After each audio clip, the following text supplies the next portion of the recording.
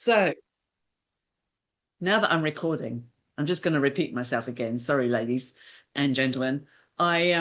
This week is all about your optimum health, whatever your optimum health looks like.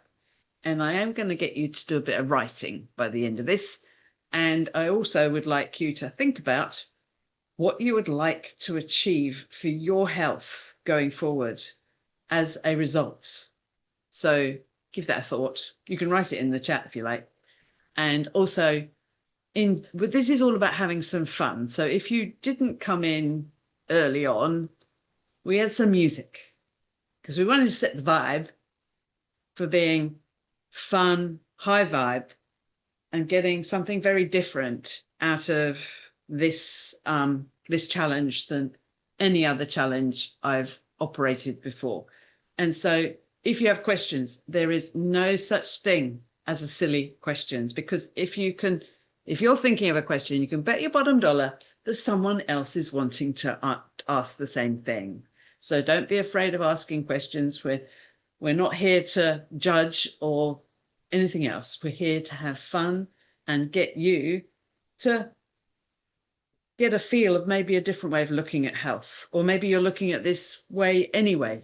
So often people are joining us because they've seen something, heard something I've been talking about, or one of your friends has been talking about, and you're here joining us right here, right now. And it is such a pleasure. And it's such an honor, actually, to have you all in the room.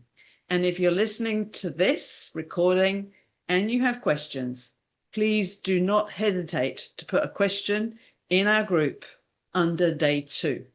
And the question, if you're here today, but you can't make tomorrow, but you suddenly think of a question in the middle of the night that you think about, put it in the image, under the image I put in the morning.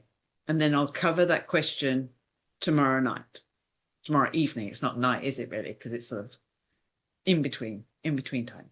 Okay, so let's fire away, unless you can think of anything else. Sarah and Julia, if you'd like to introduce yourselves. They're my cohorts in Fast Track to Health, and they answer questions all the time for clients. So if there's anything you can think of before I start blah-blaring, I've been blah-blaring enough anyway, haven't I? So no, the only thing I just want to reinforce what you said on your email and post, that we do want everyone to be ready to start at 6. It's really, because we're going to have a lot of people here, a lot of questions, and time is valuable for everyone.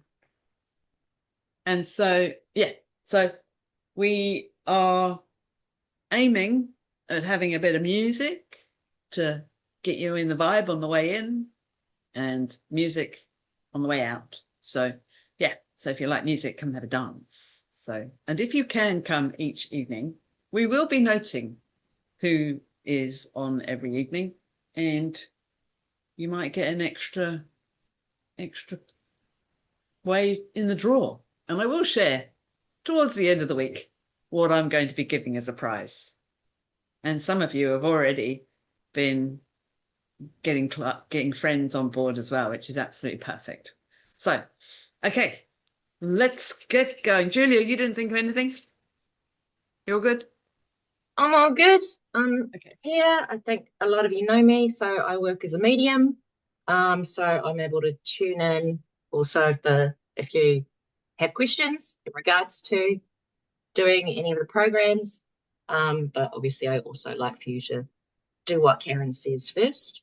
And by the way, I know if you're not. So I'm looking forward to it, and I'm looking forward to the energy that it's bringing as well. Yeah. So I think we, as humans in the here and now, we take health so seriously and we worry about things so much that I think we need to look at our bodies in a different way and just going, all right, body, if you get a headache, what's the thing most people do? Go and take an aspirin or whatever, a painkiller or whatever people do nowadays. Instead of going, okay, bod, what do I need? And if you listen, if you learn to listen to what your body needs, you'll get a message, and you'll get, like, normally it's water or salt or whatever.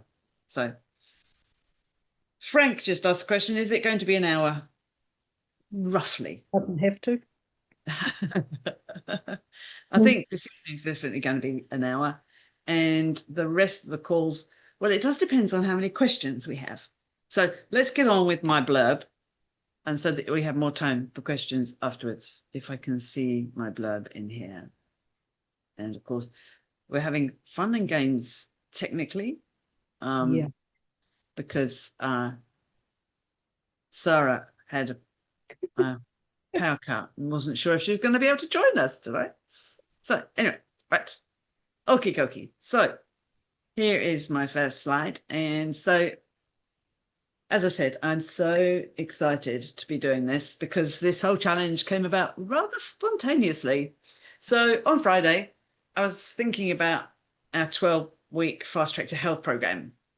And I suddenly thought, so many people really don't know me and don't know what I'm about.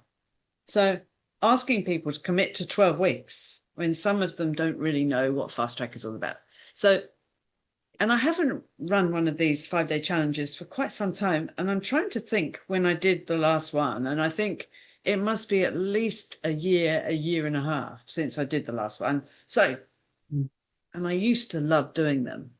So I thought, let's do it. And here we are.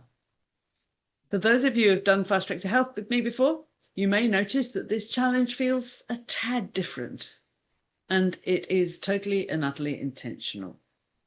And for those of you who are completely new, you're arriving at quite an interesting time because Fast Track itself is evolving. So over these 5 days, I don't just want to tell you what to eat or what not to eat. I want you to start understanding your own body, maybe in a different way. And I know some of you are practitioners, and I know some of you have been through this and doing other things and have lots and lots of knowledge. So I'm not saying that I know everything. I just want you to be curious. And I want us to start looking at health through a slightly different lens. Not just looking at symptoms, but symptoms are important, but I want it to be about gaining health and building resilience. And I'll be explaining a bit more as we go along what resilience to me means. And then you can share what resilience to you means as well, which would be really interesting. So that health and resilience is going to be our theme for the next 5 days. And of course, that includes any weight you might want to release or any symptoms you might want to release is part and parcel of being healthy and resilient. And so how do we create the conditions for health and resilience? And so before we get into the practical bit, I wanted to explain why this challenge is going to feel a little different from any of the others you might have done with me before.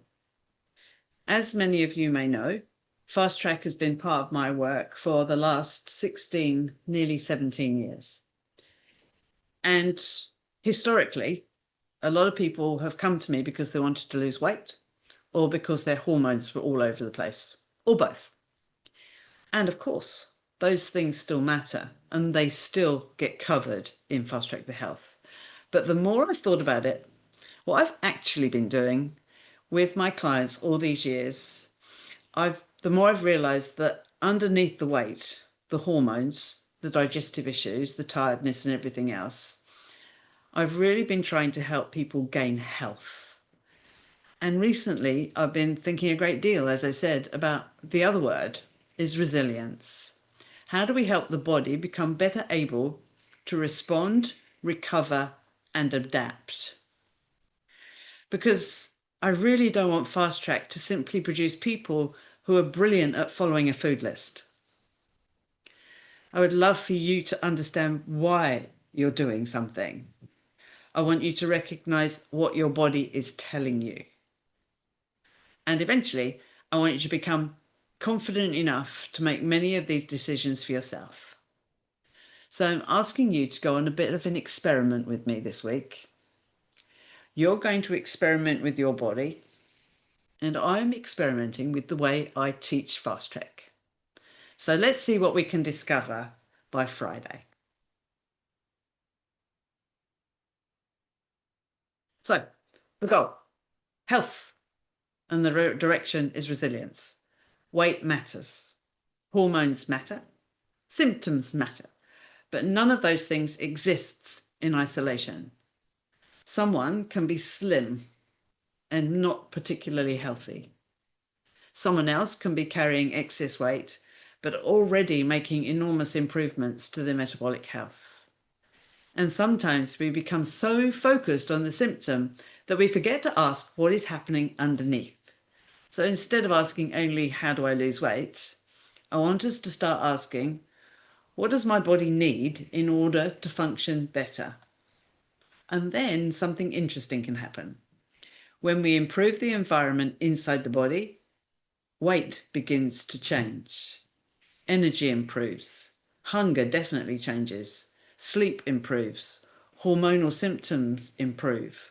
Not because we've chased in each individual symptom, but because we've started supporting the systems underneath them. And that's what I mean when I say health is the goal, resilience is the direction. So,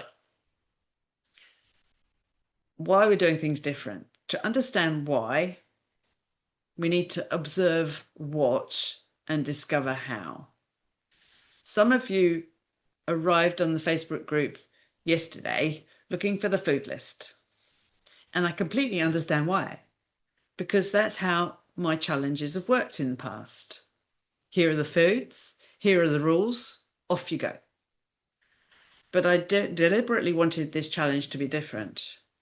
Yes, I've given you a food list because some of you wanted to jump in straight away. But the food list isn't actually the lesson. You are the lesson. I want you to understand why we might remove something, then observe what happens when we do, and eventually discover what works for your own body.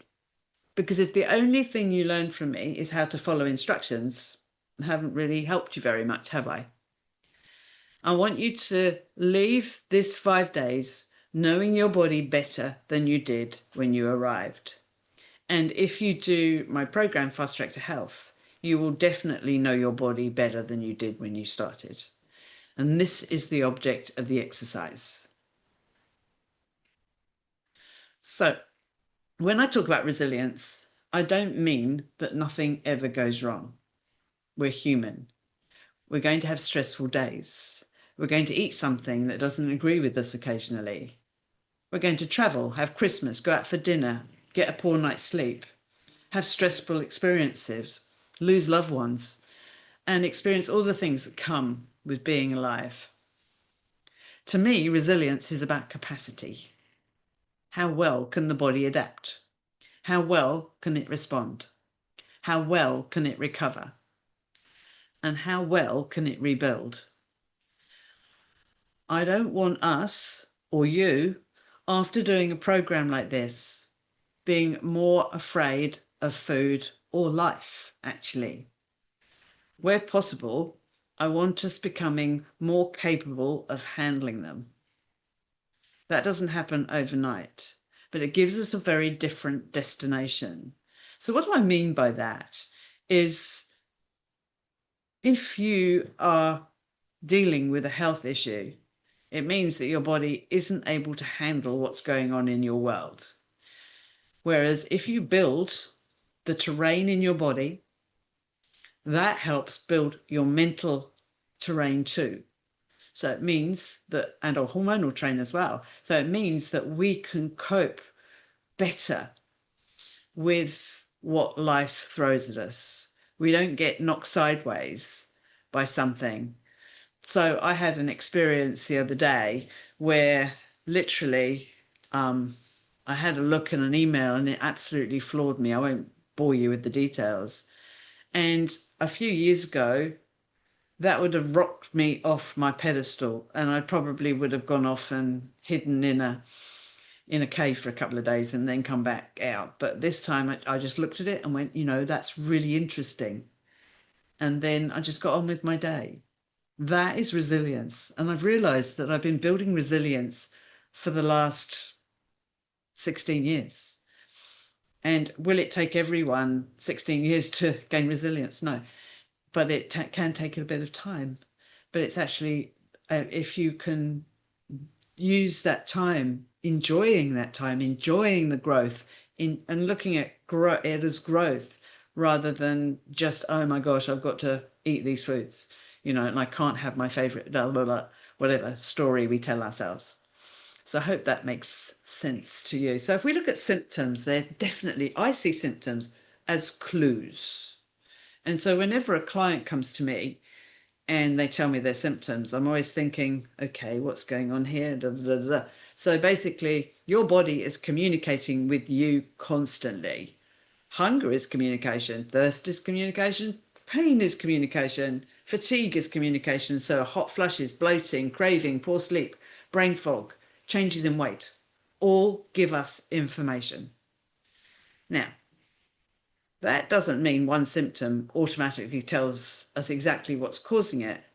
A headache can have different causes, fatigue can have different causes, fill in the blank. All of these things have different causes.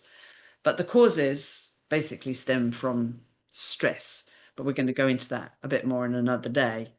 But instead of simply becoming annoyed with our symptoms or just thinking that we have to keep on experiencing these symptoms because of, we won't say that word, that A word, age comes into it a lot. But really and truly, I think if we can look at what's going on in our body and become curious, what is happening here? What changed? What does my body seem to respond well to? What makes things worse? We are gathering clues about our own body. And, that is really important. And the other thing is everything is connected. So if we look at food, gut, brain, hormones, nervous system, immune system, metabolism, they're all connected. Because one of the biggest problems is the way we often think about health is we divide the body into little departments. Just like a hospital, really. They divide their heart department, their lung department, their blood department, their, neurological department, and all of these things. But we are all interconnected. We talk about hormones over here and digestion over there and brain somewhere else, metabolism, immune system, but your body don't work like that. Your body works, the systems work by communicating with each other consistently. What you eat can influence your gut. Your gut communicates with your brain. Your brain and nervous system influence hormones. Hormones influence appetite and metabolism. Sleep affects metabolic signaling. Stress affects digestion, appetite, and blood glucose. It's an enormous conversation happening inside you all the time. But when everything's flowing, it just flows like a wonderful conversation with a good friend. When you feel buoyed up, your body is not having a big discussion about what goes where and everything else, nor a debate, actually. So basically, it's all agreeing with what's supposed to be going on when everything's flowing really well. When everything doesn't flow really well, that's where it can feel like there's a war going on inside you. And so that's when we can get discombobulated, one of my favorite words.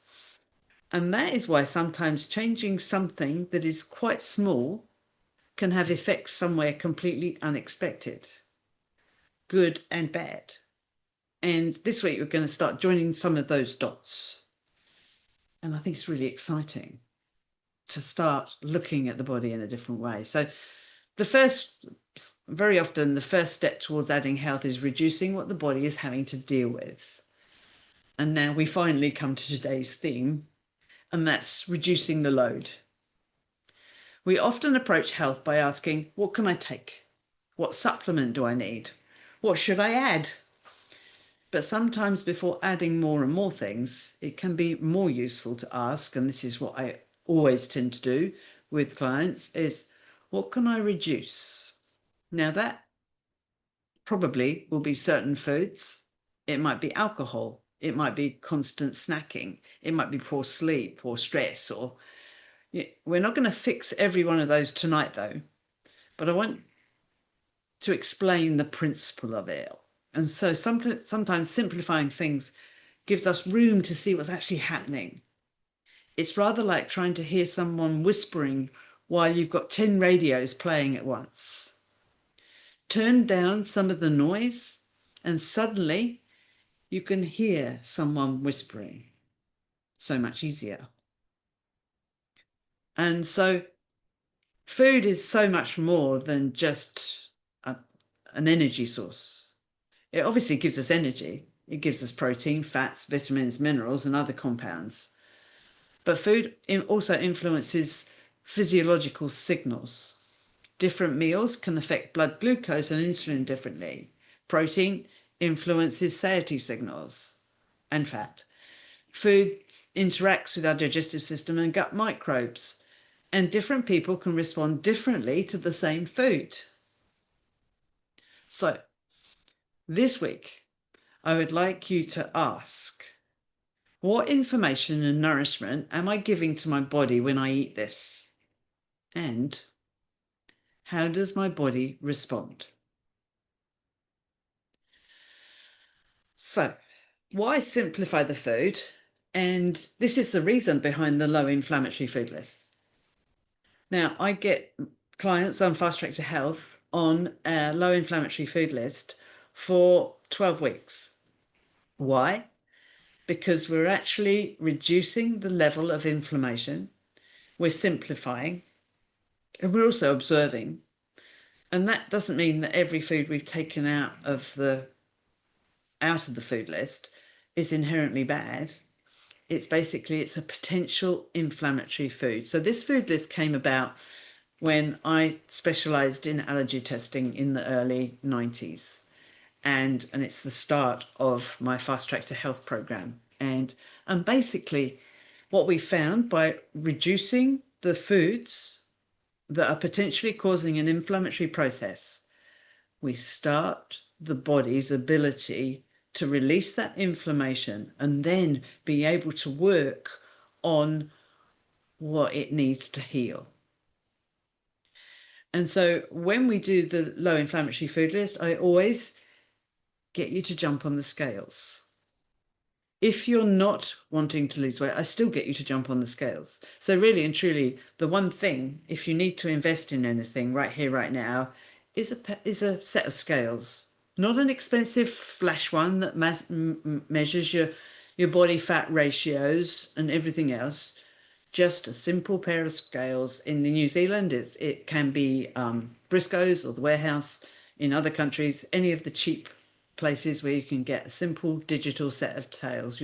We're looking for indicators, and I will always get you to write down the numbers. And so I really, really, really want you to look at the scales just as a tool, nothing to judge yourself for, but basically to go, right, day one, which will be from tomorrow, because you go on the low inflammatory food list, hopefully from tomorrow. But if you've been doing it, hopefully you did your scales this morning. And then basically what we're going to do is get you to write the number. Don't get too hung up on the number. And then as the days progress, if you have weight to lose, you should drop some. And you can go, oh, isn't that interesting? I dropped this. Or, oh, isn't that interesting? It stayed the same. If you haven't got weight to lose, we're just observing your patterns, your weight patterns. And so consequently, it's using it slightly differently, but it's still a great tool to use it. Because if you have inflammation, and that is what most people lose in the initial stages of any program, if you're on a low inflammatory type food list, so whether it's sometimes keto-like or that sort of thing, is initially you drop weight and everyone says it's water weight. Yes, it is water weight, but if we look at what inflammation is water surrounding an area that's being nurtured to try and keep it cushioned. And that cushioning is water. So when you're losing that water weight, you're losing some of the inflammatory weight too. So do you see what I mean? So that's the thing. And so what we're looking at with the numbers is we're simply noticing changes. And also you can other changes, like you're still bloated, you're still hungry, are you still craving? Is your energy getting better? Is your sleep getting better?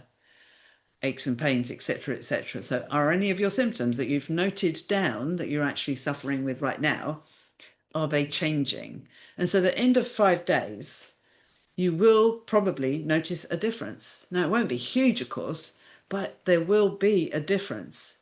So it might be the way you feel about yourself. It might be all sorts of things. So there's a various things that can really come up and can be really, really important for you to look at. So there's some of you I know who are already on Fast Track to Health. Some of you are already on my drop weight drops and they follow a low inflammatory food list. And I know there's a few carnivores here. And so this group is fascinating because you're not all starting at the same place. So some of you are coming from a what I call a Western standard diet, which is not low carb and not, and some of you are low carb. And some of you, as I said, done fast track, and some of you have already done carnivore. There isn't one starting line. If you're new, our low inflammatory food list gives you somewhere simple to begin. If you're carnivore and you're feeling fantastic, you don't have to change anything simply because you're doing this challenge. You might want to after the end of it, but hey, I've also had carnivore clients say to me recently, Karen, I'm ready for some more variety.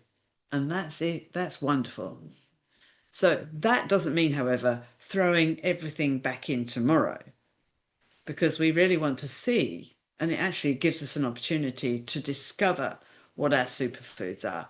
And so what I mean by that is if you've been on a carnivore diet, you've been on a low inflammatory, the lowest inflammatory foods you can be. And very often when someone says, I'm ready for more variety, what that means is they've come through quite a healing process and they're wanting to try and discover what the best foods are for them going forward. And what I do with my lovely clients who are in that position is getting the low inflammatory food list and going, right, okay, pick one. And then you introduce one for the next day or two. And then see what the scales do. See how you feel. How are you feeling? Oh, I got heartburn. Okay. But what are the scales saying? Oh, I'm not sure. So, make sure you use those bathroom scales. They are really, really an important tool. And we've been, people have been taught to fear them all the time. And I know I was there.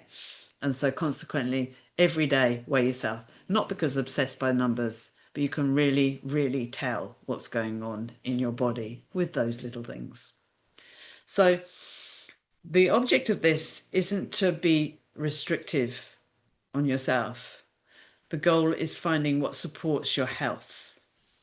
So what we're going to be doing is we're going to be doing elimination. If you're just getting started, we're eliminating foods that can be potentially causing you inflammation.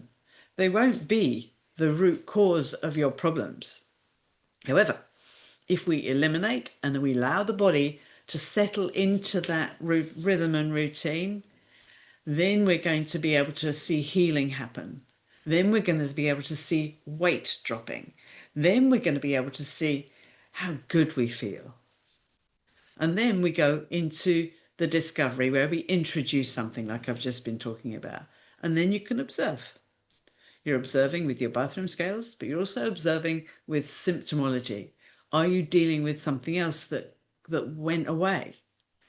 And then, so for example, if the bathroom scales, so say someone's been a carnivore, and as I mentioned, they really wanted to introduce something and they introduced broccoli, say, and the scales went up. If the scales go over 600 grams, potentially that can be causing an inflammatory process. So what we do is we just go back to where we were, and then we maybe try something else. So they might try Brussels sprouts, for example. I wouldn't know why someone would introduce Brussels sprouts first off, but hey, you never know. Just came into my head. So basically, introduce Brussels sprouts, no weight gain. So they're fine with Brussels sprouts. So they keep Brussels sprouts in.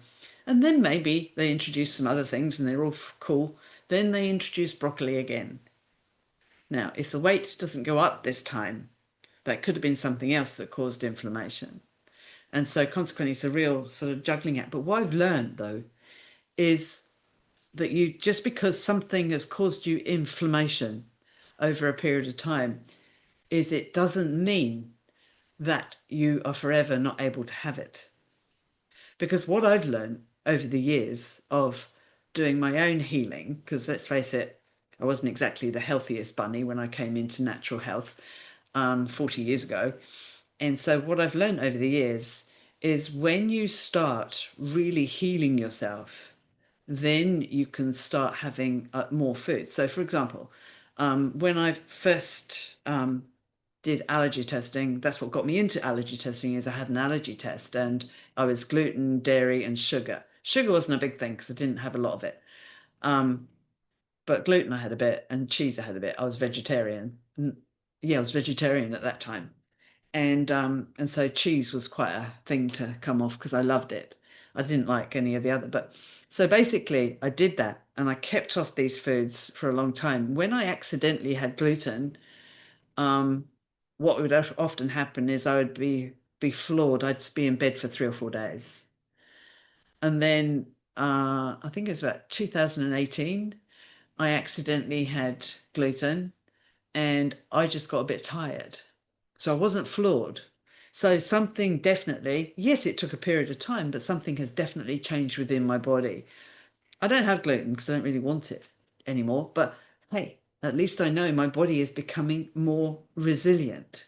And that's what I mean by resilient, is we can cope with different things.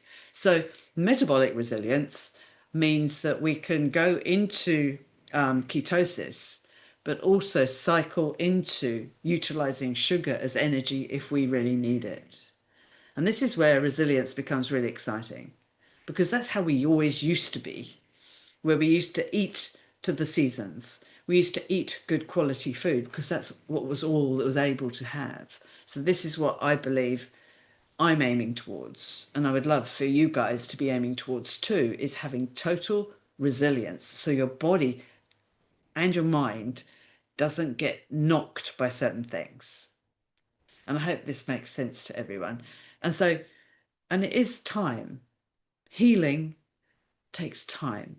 And I think in our modern world, we are so wanting a quick fix. Real health is not a quick fix. Yes, we do get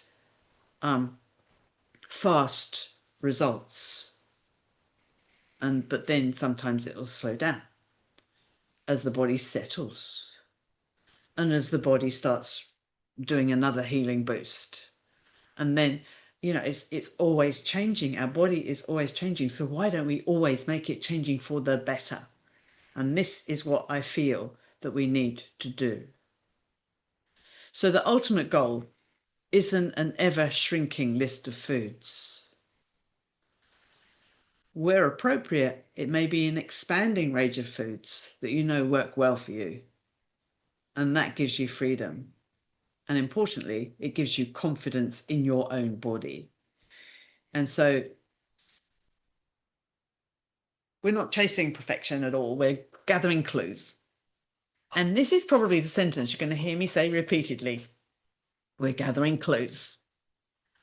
So please don't turn this challenge into something else to fail at. If something doesn't go according to plan, that's information too. I want you noticing, how hungry am I? How is my energy? How did I sleep? What's my digestion doing? What's my cravings changed? Etc., etc., etc. What is my body doing? What is my weight doing?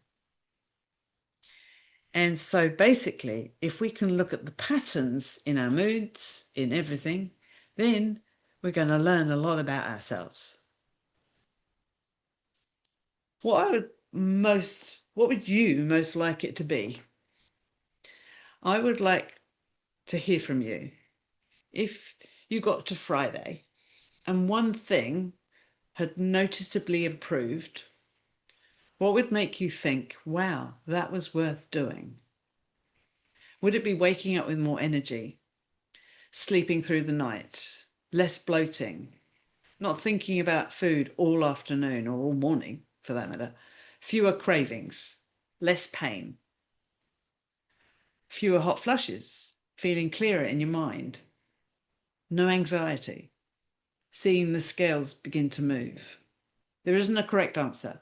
Pick something that matters to you. And I'd really encourage you to write it down, because that's one of the clues we're going to watch this week. So, your day one experiment. Keep it simple. Use the food list, or if you're carnivore, carry on being carnivore. Do some intermittent fasting. Keep your eating window at 9 hours. So, for example, eat between 11 a.m. and 8 p.m.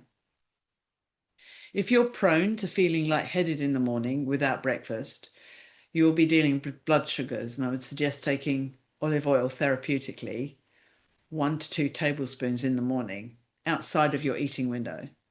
I'll be talking more about this tomorrow, but basically if you do that, you'll find that your blood sugars will remain much more stable. Make sure you're eating enough.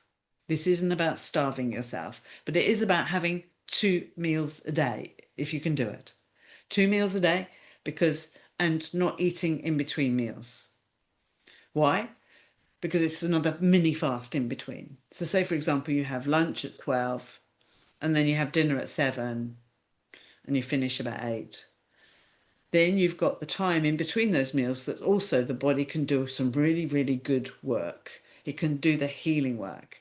And so also, I'm going to be talking about that tomorrow. And also make sure you're drinking enough water. I recommend 3 litres of liquid per day. And that includes herb teas and things like that. So water, herb teas, hot water and lemon, those sorts of things. And think about your minerals and use good quality salt. Again, I'm going to be talking about that over the next few days. Observe yourself. Notice what your body's doing and write it down. Especially those 1 or 2 things you've decided to track. And ask questions. That's why we're doing this together. If you're not able to make one of our calls, put your questions underneath that day's question in the post in the Facebook group. So, health is the goal. Resilience is the direction. That's where I want to leave you tonight. I don't expect you to transform your health in 5 days. That's not what I'm promising. This isn't I'm going to drop 5 kilos in 1 week game. What I would love is for you to arrive at Friday knowing more about your body than you knew today. Perhaps you've noticed something you didn't expect. Perhaps a symptom has shifted. Perhaps you've realized how hungry you actually were on the way you were eating before you started. Perhaps you've discovered that you're sleeping differently. Perhaps nothing dramatic happened yet, but you started asking better questions of your body. That is very valuable too. Because this isn't about creating another set of rules for you to follow. It's about helping you understand what supports your health and gradually building a body that's better nourished, better supported, and more resilient. So tonight, keep it simple, observe, gather your clues, and tomorrow we're going to take the next step. Day 2 is going to be about regulating. We're going to talk about insulin, intermittent fasting, appetite, and metabolic signaling, and why what you eat can change not just your weight, but how hungry you are, how satisfied you feel, and what your body does with the energy coming in. But before we finish, what questions have you got for me? Right, over to you guys.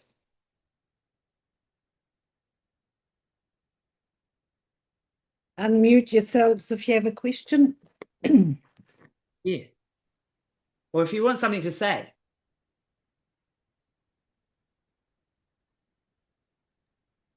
Come on, guys. Oh, look, I'm just going to be silly before you read through those questions. Karen, every time you say the word carnivore, it might actually be when other people say it too. I just want to roar. You say carnivore, and I'm like, Yeah. bring Sometimes I this think, up by my diet. yeah. I really, I mean, for those of you who don't know, um, I've been a carnivore for the last 6 years, and well, almost carnivore. I would say, I would put a proviso, almost carnivore. I've been on mainly meat for 6 years, coming up to 6 years, and I do have um, olives and capers, the odd glass of wine, and an apple. Only if they're organic though. So I sort of almost carnivore. And to be honest, the whole time I've never wanted a vegetable. Mm. So I feel that because of that, my body isn't ready for the vegetables yet. And I'm never going to say I'm always going to be carnivore. I'm going to say, well, I will eat vegetables when my body feels it wants vegetables because I have lots of energy and I sleep really well and I have a great deal of fun. So I can't be doing much wrong, really. So yeah, and I've enjoyed carnivore. I enjoy entertaining with carnivore. It's great fun. You just have this big banquet of meat. It's lovely. And it's easy. It's easy too. Mm. Ah, What if okay. I only want vegetables? So, good question. I've never had that question, Sylvia, about what if you only want vegetables? Because the thing about vegetables is you haven't got enough nutrition in just vegetables. So there's something off. So if you're just wanting vegetables, it probably means that you might have very low hydro, hy- hydrochloric acid, and so consequently you find things difficult to digest. So one thing I would always suggest to someone who says, "Oh, I don't fancy meat," or because that's often when the body's depleted in nutrition. So it means you're depleted in the minerals and depleted in sodium because the sodium is one of the biggest components of the making of hydrochloric acid, sodium chloride. And so consequently a magnesium chloride is what makes our digestive enzymes in the gut. So it might be because you're only fancying vegetables because you find meat difficult to break down. However, if you wanted to have a conversation, Sylvia, then please get in contact. Um, okay, Rex, you're unmuted and you're right next to me, so I've got you. Well, I've also dived into the carnivore diet and I've found it for me personally, it works best. Though I have had a need to take some variety of late, and the scales haven't indicated too much difference. There's Cool. probably yeah, there is fluctuation, but not outrage, not from my perspective, outrageousness. But what was really interesting is that in the environment I work in, a lot of the men have got quite ill with, symptoms related to flus and the likes. And I've been very close to a lot of sick people.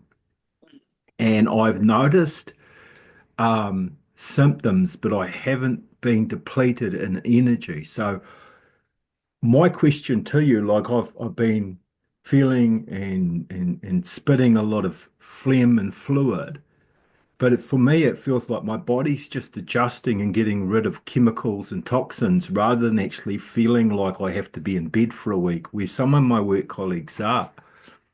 And I put it down to the low inflammatory foods because I feel like I'm not working so hard to do what the body naturally does in its natural state. But what was really interesting is over the weekend, I had this craving's not the right word. It was just a push to have some honey. And Right. I had some honey for the first time in a long time, enjoyed the hell out of it. But it did help with, from my perspective, and it could be mind over matter, but it helped with my congestion, and I don't feel the need to have honey now. Yeah. Mm. Well, You know, there's a lot of talk within the carnivore that a lot of people do have honey. And there is a reason why honey was and is a medicinal. If you get good quality honey, it does have antimicrobial things. But the thing about the mucus is remembering this, Rex, is when we're making mucus and we're getting it out. So whether you're bringing it out from the lungs or whether you're runny nose or whatever, that's our first line of defense. So that means our body is working and getting rid of stuff. And so consequently, I see that as a really good thing because it's getting rid of it, you know? All right, if you've got a really blocked nose and it's really heavily discolored, like green or yellow or whatever, that means there's an infection there. But if you're just getting rid of mucus, that's your body going, phew, getting rid of it, you know? And the same with things like diarrhea. You know, if someone's getting diarrhea, they're getting rid of something really fast out of their body because they don't want it there anymore. You know, our bodies are phenomenal, and we underestimate what they can do. And I think we have to always remember that is our body's not working against us. It's trying its best to get us healthy. We just have to give it the right ingredients for that. And if we give it the right ingredients, then we can think straight. We can feel good in our body. We feel like running. We don't make ourselves go for a run, but we feel like running down the beach or chasing the dog or whatever. You know, so if you're feeling good in your body, then well, you can do anything really. And that's often brain thing too. So a lot of people who have been going down with a lot of these flus and things, it's a challenge if they've got a rundown immune system. But what is a rundown immune system? It's a body that's struggling with its environment. So if we're creating a great environment, it's basically a way that the body's going, something's wrong, something's wrong, something's wrong. And it'll keep on getting at you until you listen. So listen to the little things and then you can take care of everything else. It's much faster to do that, you know. And so I didn't listen to my body, hence I got chronic fatigue, and that's what started this show anyway. So yes, so thank you, Rex, for sharing that because I think it's a really important component, isn't it? Because you've been doing carnivore for a year or 2 years, maybe. Yeah, on and On and off off. too. Yeah, Yeah. yeah. Mm. It, So yeah, low inflammatory foods, protein works best for me. yeah. That it always has. But I have a palate for food, so I like to play around every now Yeah. and again. You know, the thing is that we are designed to eat food, Yeah, you know, as humans. And it's rather wonderful to gather together and have food together. yeah. And there's something wonderful about that. And I think it's been a bit of a discussion in the Fast Track to Health group when we sort of have on our Q&A sessions is basically when we're in a happy environment, when we're feeling happy, we can tolerate different foods, you know. And so if we're happy with ourselves, then we tend to be able to cope with things much better. Does that make sense? Mm. I think it does. It does to me anyway. Right, I suppose I better go through these questions. Tony, thanks, Karen. As you know, I've been working with you on and off for around 15 years. Is it that long, Tony? And I still learn so much from you every time. Whenever I go off track, I always find my way back to you, and it definitely works for me. This time, I need to release weight, but it's going to be more about releasing stress. I know that once I release stress, I'll easily release the weight. What suggestions do you have for learning to slow down and letting go of stress? Ooh, and Sarah's just commented. Do you want to comment out loud, Sarah? Well, I was answering that while you were still talking. So thanks for sharing, Tony. I think one of the biggest causes of stress these days is our screens and our conditioning that we have to be available and everything to everyone all of the time. We've forgotten how to just be present within ourselves. So grounding is a really important thing, and that's not just going and putting your feet out in the ocean or the soil or the grass. It's also about actually just taking all of your energy back, breathing, taking it back into your body and being present, all of you right here, right now. Turn the phone off occasionally. Get up and go outside without the phone. This is a common thing. I don't know if you even have a phone. And do some just light stuff for yourself, whether it's dancing or picking flowers, just take time out. Yeah. Yeah, I think, it is the simple things, but also we have to remember that we are electrical beings. And like Sarah's saying, the screens, they do much more for us, to us, than we can see or feel. But it's not just the screens, it's so many things.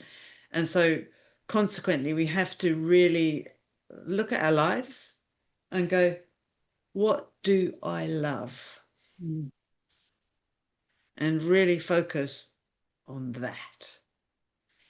Can I And just say, so I would reword that as what lights you up, perfect. what absolutely lights you up. And Yeah. to me, that's obviously dancing. I don't care. Teaching it, dancing it, whatever. I'm so lit up if I'm dancing. Yeah. Been throwing this conversation a long time ago to Sarah. Hers is driving in her convertible with the roof down and the music blaring. And at that point, she wasn't doing it. And I'm like, go get in your bloody car. And that's what lights her up. So what is it that really lights you up, Tony? Yeah. And I'd actually ask that of all of you in Yeah. this conversation right here, right now, because it would be lovely to hear. You don't have to say it out loud. Love you to hear what really, really lights you up about your life. And if you can't think of anything, think about what you loved when you were a kid. I love the smile on Rex's face. Yeah, me too. Do. So my great love is being out in nature. And I just when what sprang to mind, I have this wonderful memory of Bluebell Woods when I was a kid. And I remember the wonder of seeing the first bluebell wood in my life. And it was like, wow, it was so magical. I was 7. And I've got a story about that, but I'm not going to go into that right now. But oh my gosh, it's just Mother Nature in her beauty is just awe-inspiring, I feel. And I also, actually, I'm going to be quite honest here, is I love sharing this sort of thing with everyone. Yeah. So I'm very blessed to be doing what I love all the time. And so, Jennifer, what lights me up? Going for a new walk and exploring somewhere I haven't been before. Yeah, that's a wonderful one too. I love traveling. Hey. Mary, hands in the soil, being in the garden. Yeah, I can relate to that. I actually don't like soil, but I like being in the garden. Yeah. I don't like mud on my hands. I don't know where that comes from. I'm gonna have to look at that. Yeah. So being a herbalist and things, people think I love being in the garden. I don't. I don't. Well, I like being in the garden, but I just don't like the. Yeah. Julia, cup of gumboot tea in a teacup in a saucer. Yes. Isn't it the little things? It really is the little things in life. And it's like finishing a day's work and knowing you've done something really good. Or finishing a conversation with someone and just feeling connected. I think that's important too. Feeling connection with other human beings is a good fun thing too. Anyone else want to share? Okay, Kristen's on mute. Unmute. Kristen's off mute. Hello, lovely. Hello. I was going to say wearing my gumboots. They're my favourite shoes. Are they? Yeah. And being anywhere they had. I had a question. Have you seen that, the best of bone broth? Is that an okay one? What's in it? It's Yeah, what's in it? grass-fed beef bones and sea salt. Blooming perfect. Yeah. Wow. Sounds It good. is. Is it It nice? is perfect. The ingredients perfect, but when you put a teaspoon in a cup of water, it's white like milk. Yeah, that's like the other one. The body glue that I've got does that too. It's weird. Brevity. Yeah. Yeah, well, then I wonder whether they bleach it and do other stuff to it, but it doesn't say so on here. It just says boiled. So, Yeah, it oh, well, will be that's all boiled. right if Yeah. you've had other ones that are white, but Yeah. up Yeah. until now, they've all been brown coloured, which is Yeah. sort of what you expect, I've had one similar to that, and I find it a bit bland. So I had lots of extra salt and butter to it. Yeah, I do too. But It is a bit doesn't have bland, much but flavour. when I haven't made one, it's a good in between. Very much so. So we've got a few other things that light people up. Sabrina, mine is knitting, yarn and fibre dyeing, spinning, sewing when I finally get the time for it. I would say, Sabrina, make sure you make time for it. If it lights you up, anything that lights you up has got to be good for you and everyone else around you. Okay, Carol, long hugs and smiles from your 2 grandsons. Oh, how gorgeous. That is gorgeous, isn't it? Yeah. Haven't got the good fortune of having grandchildren so far, but hey, one day you never know. Okay. Right. Any more questions before we sign out with music? Sarah, have you decided on what Yes. music we're going to go out with? Yes, I just need to share. Just one moment, please, caller. Tanya also put a comment up. Hang on. How is this working? Hang on, just give me a minute. Tanya had to go, but she thoroughly enjoyed the conversation. Okay, it is working. And here we go. Good night, people. Please look forward to seeing you tomorrow evening. Don't forget, if you can't manage it, ask questions and we will cover it. Lots of love. Bye for now.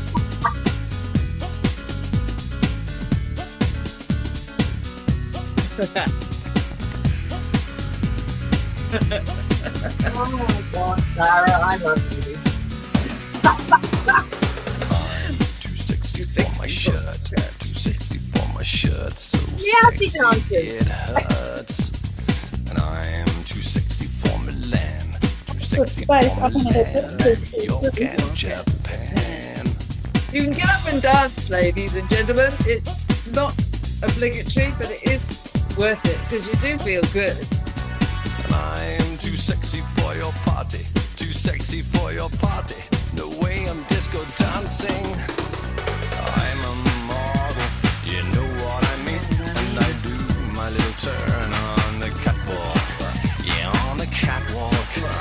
On the catwalk. Yeah, I do my little turn on the catwalk.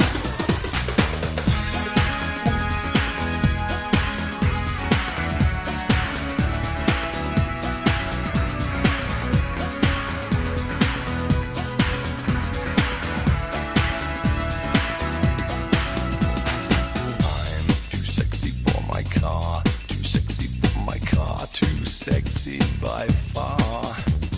And I'm too sexy for my hat. Too sexy for my hat. What you think about that? I'm a model, you know what I mean. And I do my little turn on the catwalk. Yeah, on the catwalk. On the catwalk. Yeah, I shake my little touch on the catwalk.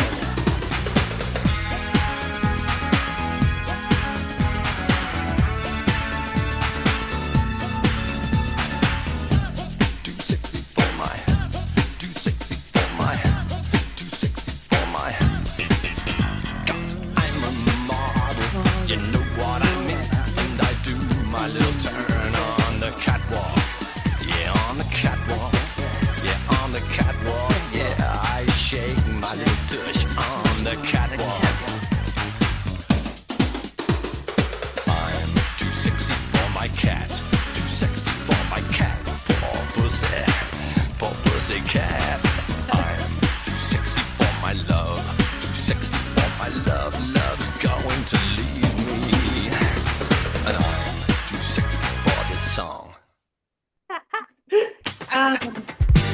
Thank you, Sarah. Welcome. Good night, all. Love you. See ya. Good night, everyone. See Yeah. you.